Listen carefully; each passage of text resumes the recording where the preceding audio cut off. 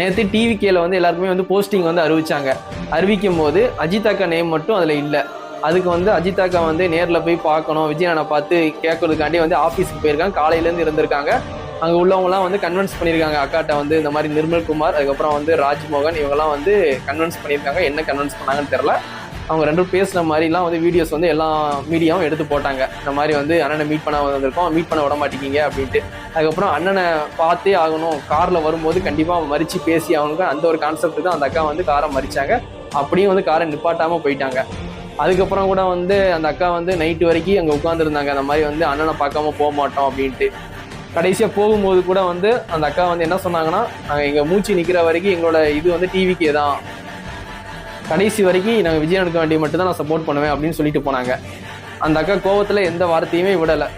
அவளை நேற்று அவமானப்படுத்தினாலும் அந்த அக்கா வந்து கடைசி வரைக்கும் நான் விஜய் அண்ணனுக்காண்டி மட்டும் தான் நான் உழைப்பேன் அப்படின்னு சொல்லிட்டு போகிறாங்க.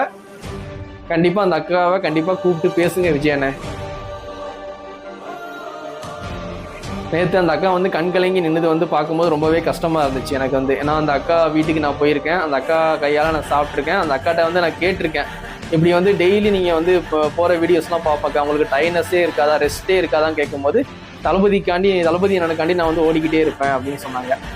நானும் விஜய் அண்ணனுக்காண்டி பண்ணிகிட்டே இருப்பாங்க்கா, என்னையும் வந்து டிவிகேல வந்து யாரும் கண்டுக்க மாட்டாங்க, இப்போ இருக்க டிவிகேல உள்ளவங்க யாருமே சரியில்லைக்கா அப்படின்னு அந்த அக்கா பேசும்போது அந்த அக்கா அதை பெருசாக எடுத்துக்கல. அந்த டைம் நான் சும்மா வந்து என்னோட கஷ்டத்தை சும்மா ஷேர் பண்ணேன்.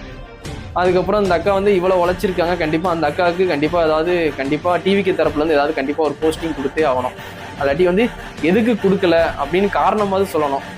இல்லாட்டி அந்த அக்கா ஸ்டார்டிங்லேருந்தே பண்ணிக்கிட்டு இருக்கும் போதே வந்து இந்த மாதிரி நீங்கள் எதுவும் பண்ணாதீங்க, இவ்வளோ பண்ணாதீங்க, கண்டிப்பாக உங்களுக்கு போஸ்டிங் கொடுக்க மாட்டோம், எதுவும் எதிர்பார்த்து பண்ணாதீங்க அப்படின்னு முன்னாடியே சொல்லியிருக்கணும்.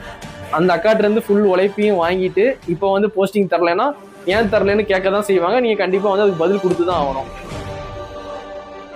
கண்டிப்பாக அந்த அக்காவை கூப்பிட்டு எதுக்கு போஸ்டிங் தரல அப்படின்னு சொல்லி அந்த அக்கா கண்டிப்பாக நீங்கள் பதில் சொல்லி ஆகணும். டிவிக்கு தரப்புல இருந்து ஆனந்த் பிரதரோ யாரோ விஜய் அண்ணனை கண்டிப்பாக மீட் பண்ணி பேசுகிற மாதிரி கண்டிப்பாக நீங்கள் வந்து அமைச்சு கொடுக்கணும். கண்டிப்பாக வந்து விஜய் அண்ணா தான் இதுக்கு வந்து பதில் கொடுக்கணும்.